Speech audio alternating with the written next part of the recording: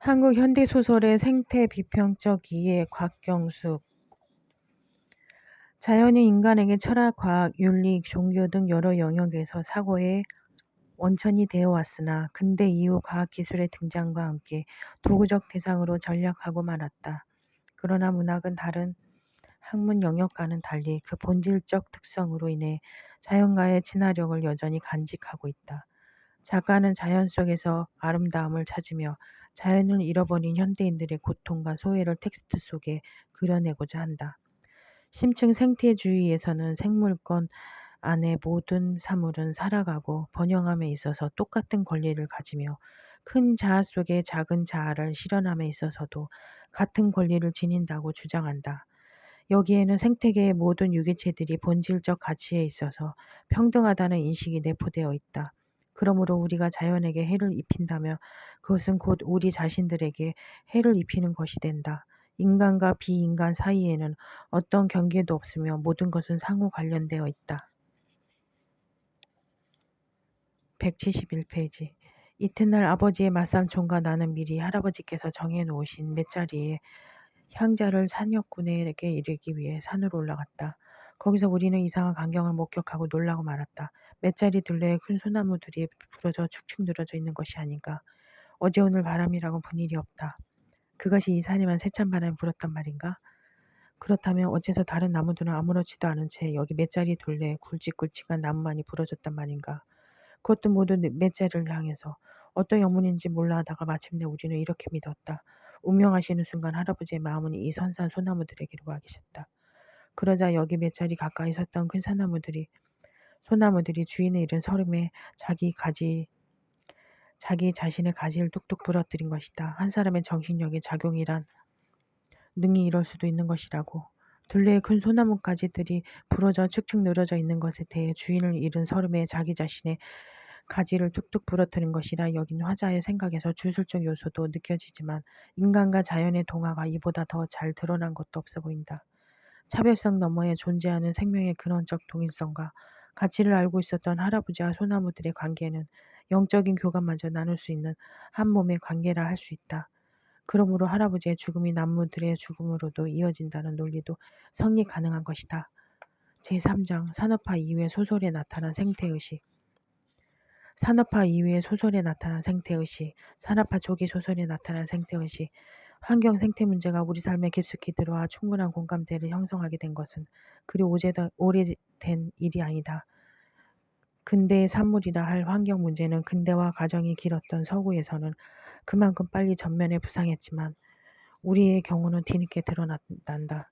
근대화 기간이 짧기도 했지만 우리 사회가 도시 산업 사회로 편입된 것이 불과 50년 밖에 되지 않았기 때문이다.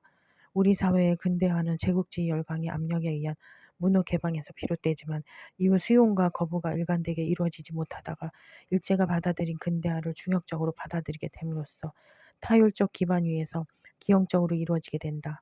따라서 한국 사회에서 근대의 시작과 함께 근대화가 확산되었다고 하기는 어렵다. 근대화가 그 이념형으로 보아 민족이라는 동일 체감을 국가라는 테두리 안에서 조성하는 것이라면 식민지 공간이라는 실국 상황은 주체적 근대화의 가능성을 완전히 박탈한 것이라 할 수 있기 때문이다.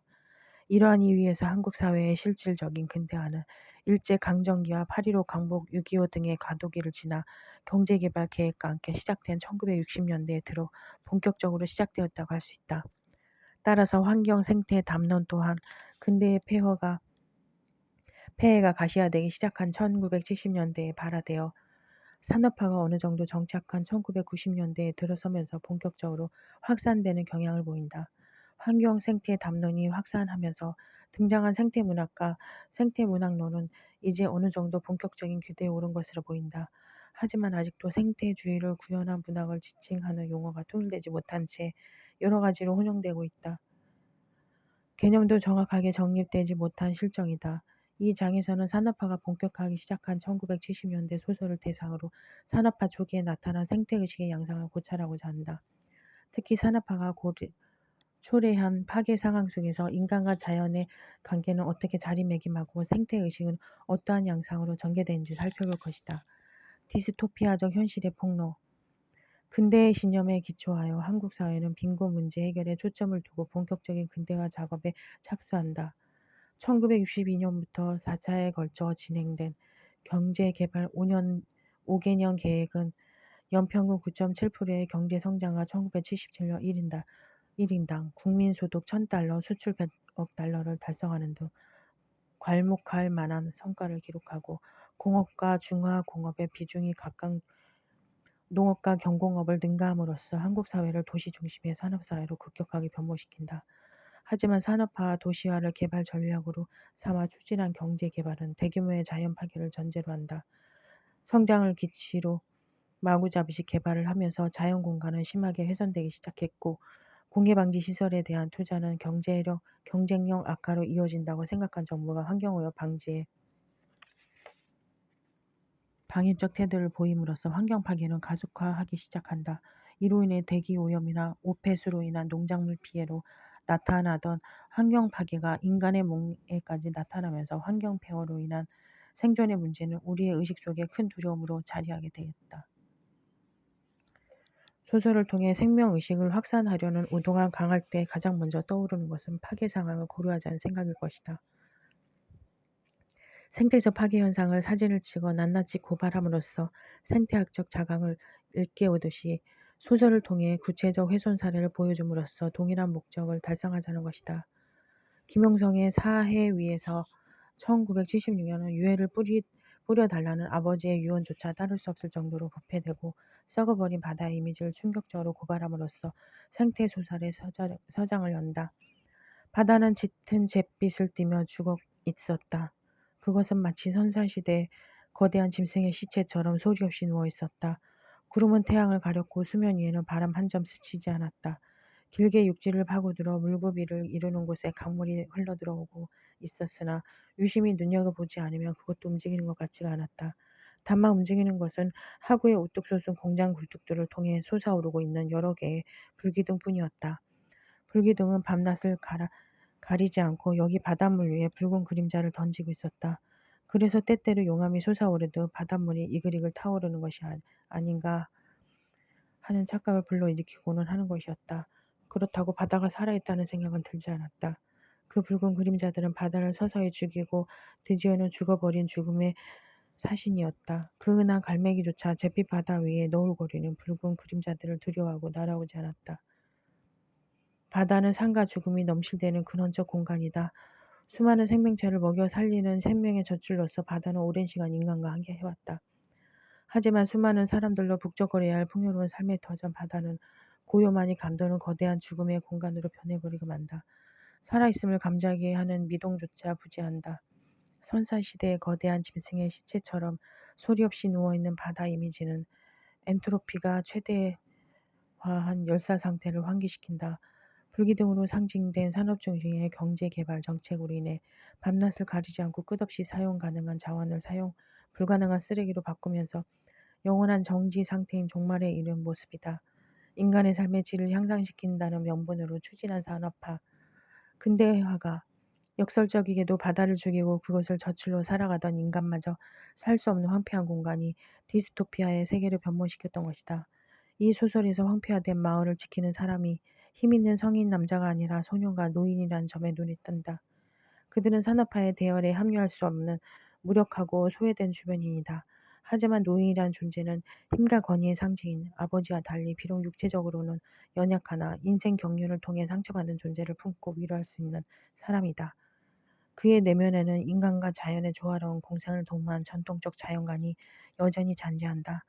그리하여 아들과 며느리는 돈을 벌기 위해 서울로 떠나갔어도 그는 손자와 함께 고향에 남아 파괴된 자연공간이 회복될 것이라는 믿음을 가지고 살아간다. 인간은 물과 불이 서로 싸우도록 싸움을 붙였지. 기름은 불이거든. 인간은 물과 불에서 생명을 얻는데도 불구하고 싸움을 붙였으니 반드시 벌을 받고 말 거야. 벌 받은 사람은 사라지고 언젠가는 물과 불을 아끼는 사람들이 돌아올 거야. 그것을 믿기 때문에 이 물도 깨끗해지리라는 것을 믿을 수 있는 걸세. 물은 생성의 이미지를, 불은 소멸의 이미지를 지닌다. 서로 상반되는 것들까지도 조화롭게 융합함으로써 자연의 질서는 유지되어 간다. 무기물이든 유기물이든 생태계를 구성하는 모든 존재들이 상호의 존적, 상호의존적 그물망 속에서 서로 간에 종적 횡적으로 연결됨으로써 물질과 에너지는 순환을 되풀이하는 것이다. 지구상에서 사라지는 것은 없으며 단지 형태가 바뀐 채 존재하게 될 뿐이다. 그러나 물과 불이 서로 싸우도록 싸움을 붙였다는 노인의 말처럼 이러한 생명의 그물은 인간의 탐욕에 의해 깨지게 된다. 인간은 단순히 생물학적 조건을 채우는 데 그치지 않고 보다 많은 것을 소유하기 위해 자연을 무분별하게 착취하고 파괴했다. 또한 자신의 과다한 욕구를 충족하기 위해 모든 수단을 정당화시킬 뿐만 아니라 철저하게 자기중심적이면서도 공격적인 성향을 보임으로써 생태계의 무질서를 야기했다. 노인은 파괴적 현실을 초래한 것이 인간 중심의 산업화이며 이 상황을 수습할 수 있는 대안이 생태주의임을 강조한다. 그가 말하는 물과 불을 아끼는 사람이란 생태계의 상호우전성과 상호순환의 구조를 존중하여 자연에서 취한 생명을 자신의 생명으로 갚을 수 있는 사람이다. 물고기를 먹고 자랐으니 이제는 물고기를 살찌게 할 차례라는 말처럼 다른 생명체를 위해 기꺼이 자신을 희생함으로써 파괴된 생태계의 원리를 회복시키는 사람이다. 이들이 지닌 생태의식에 확산되어 인간과 자연이 조화로운 관계를 회복하게 될 때 조상들이 증여한 몸으로 비옥해진 땅에서 자라는 노성은 언제나 푸르고 마을 아낙네들은 바닷물을 떠서 장을 담는 에코토피아는 실현될 수 있는 것이다. 사회 위에서는 대안적 세계를 구체적으로 형상하지 못한 점이 미흡한 부분으로 지적될 수 있지만 산업화 초기 급격한 사회 변화로 야기된 디스토피아적 세계를 충격적으로 고발함으로써 자연 파괴의 심각성을 고취시켰다는 점에서 의미를 지닌다. 산업화로 인한 파괴는 비단 인간이 몸담고 사는 자연 공간에 국한되지 않는다. 또한 파괴의 대상에서 예외적 존재일 수는 없다. 한승원의 누이와 늑대는 인체의 파괴의 상황을 담아낸 소설이다. 60년대 농어청 근대화 운동으로 산업화의 폐해는 농촌 마을에까지 불어닥친다. 경제개발 5개년 계획의 목표 중 하나인 식량의 자급자족 달성을 위해 화학 비료를 과도하게 사용한 결과이다. 금비는 꼭 소주나 사탕 같은 것이 모양이더라. 소주 많이 먹으면 속기 상하고 사탕 많이 먹으면 이빨이 안 썩더냐. 그것하고 같은 이치인 모양이더라. 그리고 금비를 오래 쓰면은 땅도 버린다고 하더라. 그런 줄 알면서도 쌀을 많이 내어 먹자면 비료를 뭉청뭉청 뿌려야 한다고 했었다. 그래서 옷자라 가지고 병치레 벌레치레를 하며 농약을 마구 뿌리면 된다고 하는 것이었다. 쇠장사를 다니는 아버지와 도시에 나가 있는 형제를 위해 자주 집을 비우는 어머니 대신 집안의 머슴처럼 일을 도맡아 하던 누이를 일가족이 모두 농약에 오염되면서 단란하고 화목하던 집안의 평화는 깨진다. 이 모든 사건을 전하는 화자가 황새를 20마리쯤 번식시킨 다음에 그것들의 발목에 끈을 매달아 잡고 하늘을 날아보겠다는 꿈을 지닌 천진하고 순수한 소녀라는 점에서 소설 속 비극은 가중된다. 소년 방철이는 근대의 대척점에 있다. 늑대의 울음소리가 실제처럼 느껴지는 산골 농촌 마을은 산업화는 무관해 보인다. 양자의 대조적 거리에 인해 방철이 가족에게 닥친 비극은 더욱 낯설고 애처로움을 자아낸다. 가족의 파괴 상황을 비판이나 원망 없이 바라보는 방철의 시각은 애처로움을 고조시키는 요인이다. 자신의 식구들이 다시 오지 못할 어떤 곳으로 끌려가고 있다는 생각 속에는 어떠한 피해의식도 담겨있지 않다. 병원에 입원한 그의 가족 또한 자기 병의 심각성을 깨닫지 못하고 굶고 있을 소나 닭, 돼지, 황새 등을 염려할 뿐이다. 오늘날 산업화 초기에 목표했던 식량의 자급자족은 달성화되었을 뿐 아니라 처리에 고민해야 할 정도로 식량은 넘쳐나오고 있다. 하지만 그것을 위해 뿌려댄 화학 비료와 농약 때문에 농민들의 몸은 망가져갔다.